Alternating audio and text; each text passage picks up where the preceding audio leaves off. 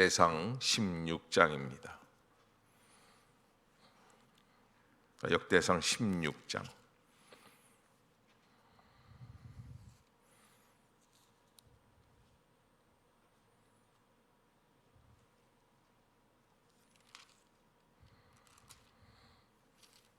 가운데에 두고 번제와 화목제를 하나님께 드리니라. 다윗이 번제와 화목제 드리기를 마치고 여호와의 이름으로 백성에게 축복하고 이스라엘 무리 중 남녀를 막론하고 각 사람에게 떡 한 덩이와 야자 열매로 만든 과자와 건포도로 만든 과자 하나씩을 나누어 주었더라. 또 레위 사람을 세워 여호와의 궤 앞에서 섬기며 이스라엘 하나님 여호와를 칭송하고 감사하며 찬양하게 하였으니 아삽은 우두머리요 그 다음은 스가랴와 여이엘과 스미라못과 여히엘과 마띠디아와 엘리압과 브나야와 오벳에돔과 여이엘이라. 비파와 수금을 타고 아삽은 재금을 힘있게 치고 제사장 브나야와 야하시엘은 항상 하나님의 언약궤 앞에서 나팔을 부니라. 그날에 다윗이 아삽과 그의 형제를 세워 먼저 여호와께 감사하게 하여 이르기를, 너희는 여호와께 감사하며 그의 이름을 불러 아뢰며 그가 행하신 일을 만민 중에 알릴지어다. 그에게 노래하며 그를 찬양하고 그의 모든 기사를 전할지어다. 그의 성호를 자랑하라. 여호와를 구하는 자마다 마음이 즐거울지로다. 여호와와 그의 능력을 구할지어다. 항상 그의 얼굴을 찾을지어다. 그의 종 이스라엘의 후손 곧 택하신 야곱의 자손 너희는 그의 행하신 기사와 그의 이적과 그의 입의 법도를 기억할지어다. 그는 여호와 우리 하나님이시라. 그의 법도가 온 땅에 있도다. 너희는 그의 언약 곧 천대 명령하신 말씀을 영원히 기억할지어다. 이것은 아브라함에게 하신 언약이며 이삭에게 하신 맹세이며 이는 야곱에게 세우신 율례 곧 이스라엘에게 하신 영원한 언약이라. 이르시기를 내가 가나안 땅을 내게 주어 너희 기업의 지경이 되게 하리라 하셨도다. 그때 너희 사람 수가 적어서 보잘것없으며 그 땅에 객이 되어 이 민족에게서 저 민족에게로 이 나라에서 다른 백성에게로 유랑하였도다. 여호와께서는 사람이 그들을 해하기를 용납하지 아니하시고 그들 때문에 왕들을 꾸짖어 이르시기를 나의 기름 부은 자에게 손을 대지 말며 나의 선지자를 해하지 말라 하셨도다. 온 땅이여 여호와께 노래하며 그의 구원을 날마다 선포할지어다. 그의 영광을 모든 민족 중에 그의 기이한 행적을 만민 중에 선포할지어다. 여호와는 위대하시니 극진히 찬양할 것이요 모든 신보다 경외할 것이며 만국의 모든 신은 헛것이나 여호와께서는 하늘을 지으셨도다. 존귀와 위엄이 그의 앞에 있으며 능력과 즐거움이 그의 처소에 있도다. 여러 나라의 종족들아 영광과 권능을 여호와께 돌릴지어다. 여호와께 돌릴지어다. 여호와의 이름에 합당한 영광을 그에게 돌릴지어다. 제물을 들고 그 앞에 들어갈지어다. 아름답고 거룩한 것으로 여호와께 경배할지어다. 온 땅이여 그 앞에서 떨지어다. 세계가 굳게 서고 흔들리지 아니하는도다.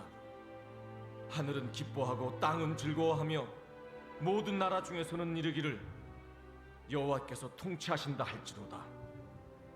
바다와 거기 충만한 것이 외치며 밭과 그 가운데 모든 것은 즐거워할지로다. 그리할 때 숲속의 나무들이 여호와 앞에서 즐거이 노래하리니 주께서 땅을 심판하러 오실 것이미로다. 여호와께 감사하라. 그는 선하시며 그의 인자하심이 영원함이로다. 너희는 이르기를 우리 구원의 하나님이여 우리를 구원하여 만국 가운데서 건져내시고 모으사 우리로 주의 거룩한 이름을 감사하며 주의 영광을 드높이게 하소서 할지어다. 여호와 이스라엘의 하나님을 영원부터 영원까지 송축할지로다. 아멘. 하매 모든 백성이 아멘 하고 여호와를 찬양하였더라. 다윗이 아삽과 그의 형제를 여호와의 언약궤 앞에 있게 하며 항상 그 궤 앞에서 섬기게 하되 날마다 그 일대로 하게 하였고 오베데돔과 그의 형제 68명과 여두둔의 아들 오베데돔과 호사를 문지기로 삼았고 제사장 사독과 그의 형제 제사장들에게 기브온 산당에서 여호와의 성막 앞에 모시게 하여 항상 아침 저녁으로 번제단 위에 여호와께 번제를 드리되 여호와의 율법에 기록하여 이스라엘에게 명령하신 대로 다 준행하게 하였고 또 여호와의 인자하심이 영원하심으로 그들과 함께 헤만과 여두둔과 그리고 택함을 받아 지명된 나머지 사람을 세워 감사하게 하였고 또 그들과 함께 헤만과 여두둔을 세워 나팔과 제금들과 하나님을 찬송하는 악기로 소리를 크게 내게 하였고 또 여두둔의 아들에게 문을 지키게 하였더라. 이에 뭇 백성은 각각 그 집으로 돌아가고 다윗도 자기 집을 위하여 축복하려고 돌아갔더라. 아멘. 자, 15장, 13장에서 실패했던 다윗은 14장에서 여전히 자기를 지켜주시고 인도하시는 하나님의 은혜를 다시 한번 깨닫고 그리고 석 달 만에 오베데돔의 집에서 하나님의 법궤를 메어 올라왔습니다. 그렇게 올라오면서 전심을 다해서 하나님을 향해서 제사하며 또 기뻐하며 또 영광을 돌렸다. 그래서 오늘 이 16장에서 이렇게 보면은 다윗이 하나님을 위하여 어떠한 것을 준비해서 나아가느냐 하는 것을 한번 볼 수 있는데 먼저 첫 번째 보면은 1절에 하나님의 궤를 메고 들어가서 다윗이 그것을 위하여 친 장막 가운데 두고 번제와 화목제를 하나님께 드리기 시작을 했어요. 그 앞에서. 그래서 이 법궤가 있는 그곳에서 제사를 드려야지 된다. 그리고 2절에 보면 번제와 화목제 드리기를 마치고 여호와의 이름으로 백성에게 축복하였다. 여기 이제 번제와 화목제를 드린다라는 이 말은 제사장들이 드리죠. 그러나 왜 다윗이 드렸다고 표현을 하고 있냐면 이 번제를 드릴 때는 송아지를 새까맣게 태우잖아요. 완전히 없애는 거예요. 그런데 그렇게 송아지를 드릴 때 나의 손으로 그 송아지에게 안수를 해요. 그 전가라고 하는 건데 내 죄가 송아지에게 다 옮겨갔다. 그래서 내가 죽어야 할 텐데 대신 송아지가 죽는다. 그런 의식으로. 그래서 모든 이 그리고 이제 자기가 죽여요. 소를. 그래서 소 한 마리가 죽을 때 무엇 때문에 죽습니까? 내 죄 때문에 죽는 거예요. 양을 죽여도 내 죄 때문에 죽는 거예요. 그러니까 나 대신 누가 희생하는 거예요? 양이 희생하는 거예요. 그래서 그런 의미를 가지고 제사를 드려요. 그래서 하나님 앞에 제사를 드린 것을 마친 다음에는 여호와의 이름으로 백성에게 축복하였다. 그러니까 여러분 순서가 뭐예요?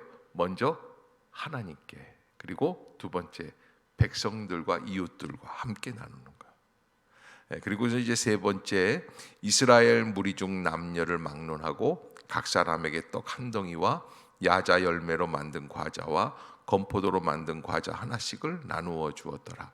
그러니까는 다윗이 왕인데 축복만 하고 끝나는 게 아니라 어떻게 하는 거예요? 직접 먹을 수 있도록 먹을거리를 함께 나누면서 여러분 말로만 축복하는 게 의미가 없다. 그래서 정말 나누어 주면서 축복할 수 있어야 된다.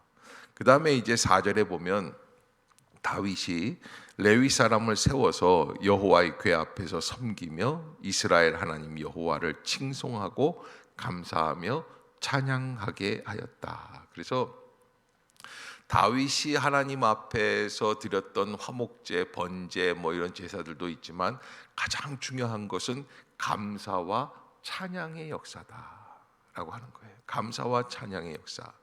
15장에서도 나와 있지만 다윗이 궤를 맨 레위 사람들과 노래하는 자와 그의 우두머리 그나냐와 모든 노래하는 자 다 세마포 겉옷을 입고 또 에봇 옷을 입고 그리고 이스라엘 무리와 크게 노래를 부르며 뿔나팔과 나팔을 불며 재금을 치며 비파와 수금을 힘있게 타며 여호와의 언약궤를 메어 올리는.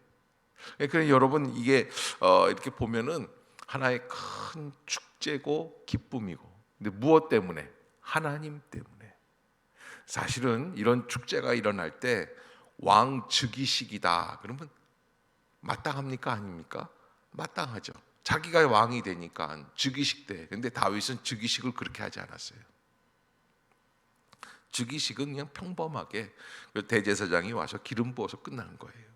그런데 이 하나님의 법궤가 자기에게 들어온다.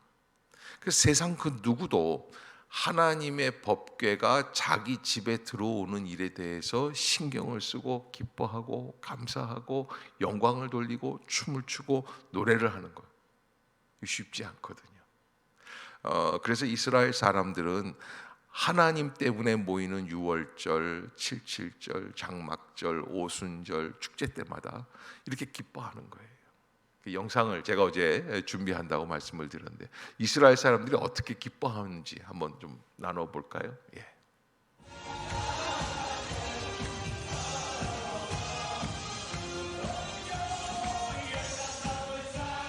저게 이제 예배예요. 예배. 말씀을 듣고 그리고 악기가 울리기 시작을 하면 남자들이 저런 옷을 입고 춤을 추기 시작을 해요.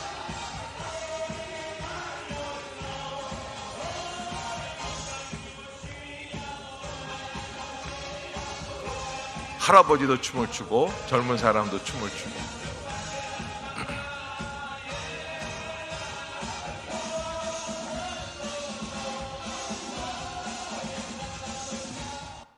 예, 됐어요.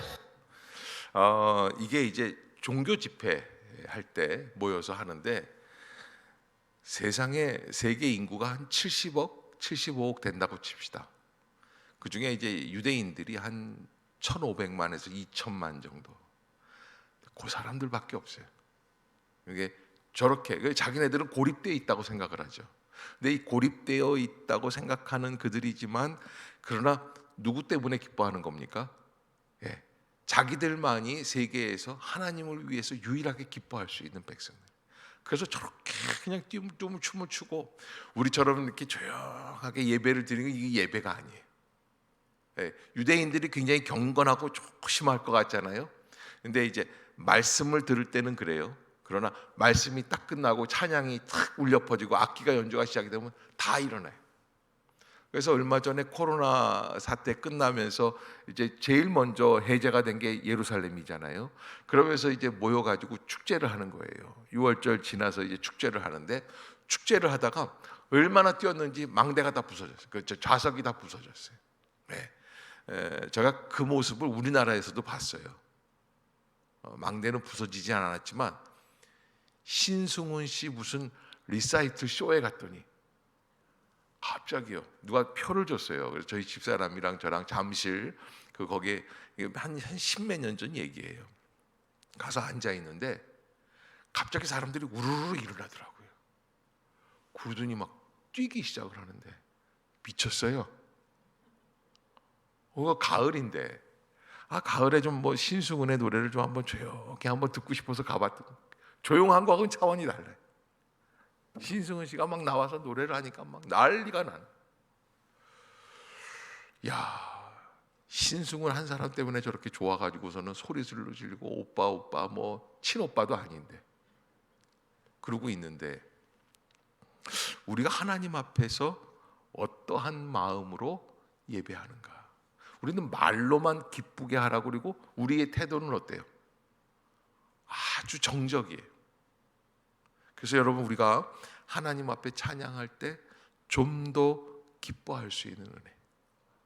이게 다윗이 하나님 앞에서 정말 그 기쁨을 그래서 사람들을 세워서 하나님을 칭송하고 감사하며 찬양하게 하였다. 여러분 뭐라 그럴까요? 이 다윗이 하나님의 법궤를 모셔오는 것에서 끝나는 것이 아니라 그 이후로 어떻게 하나님의 법궤 앞에서 어떻게 하나님을 섬기느냐 하는 거예요. 이거의 주안점이에요. 그러니까 여러분 우리가 신앙생활 시작하는 것도 중요해요. 교회 등록하는 것도 중요해요. 그러나 우리에게 중요한 것은 그 유지해 나간다는 거예요. 결혼도 결혼식 하는 게 중요한 게 아니라 결혼식 유지해 나가는 거예요. 그 기쁨을 유지해 나가는 거예요. 그래서 우리가 하나님 앞에서 어떻게 하나님을 높이며, 그래서 이 감사와 찬양 그리고 기쁨이죠. 또 은혜의 나눔, 이런 것들이 계속 이어질 수 있어야 된다. 바울은 그래서 우리에게 뭐라고 그럽니까? 데살로니가 후서에서 항상 기뻐하라, 쉬지 말고 기도하라, 범사에 감사하라. 그러면서 이제 7절에는 아예 전문가를 세웁니다. 어떤 전문가? 다윗, 아삽과 그의 형제들을 세워서 여호와께 감사하게 하였다. 하나님께 감사를 드리는 일에 전문가를 세워서 그들이 찬양하며 감사 찬양을 항상 드릴 수 있도록, 그렇게